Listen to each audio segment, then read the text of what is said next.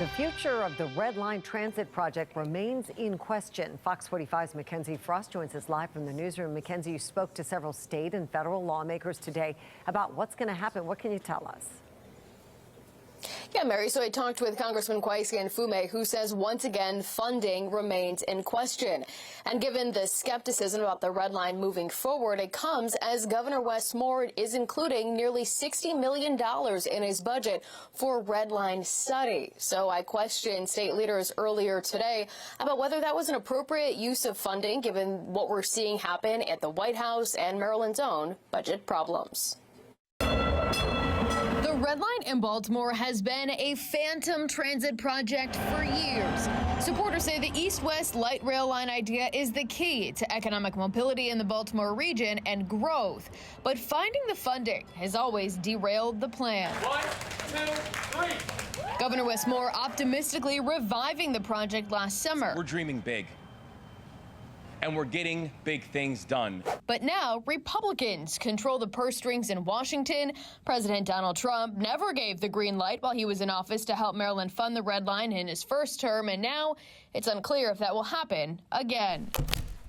Where do we get almost $6 billion to be able to pay for this? Congressman Fume says he supports the Red Line, but that's not what's up for debate right now. This issue, the Red Line, is only an issue because the money isn't there. And so I don't know, to answer your question directly, when it will be taken care of and when that money will be forthcoming. I can tell you in the next 2 years, it's not going to happen.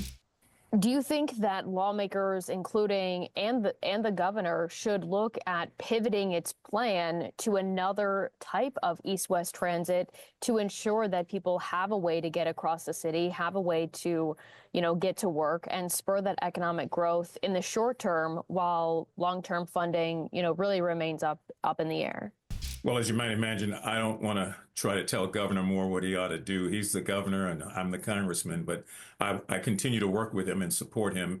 And the idea of finding alternative means to facilitate cross-city transportation, I think, is a wise idea until that money can be identified. Friday, we asked Senate President Bill Ferguson, especially since within Governor Moore's budget proposal, there's $58.9 million allocated for a Red Line study. Do you think that's an appropriate use of money given where we are with the deficit?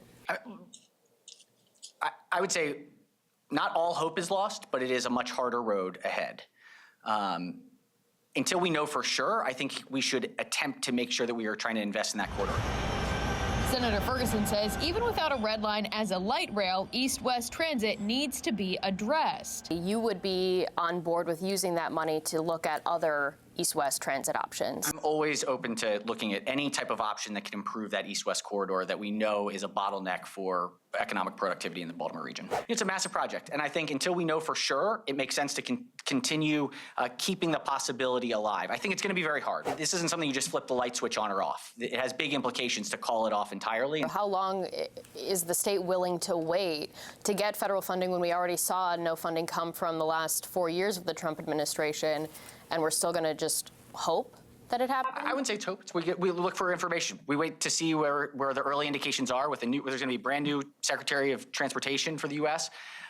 Stranger things have happened. People thought that the Key Bridge wasn't going to get fully funded. While reviving the Red Line was a priority for Governor Moore, listening to his comments on the first day of session, he did hint the future of the Red Line might not turn out the way some people thought. We are going to work with the new administration to ensure that the people of the Baltimore region are not left behind.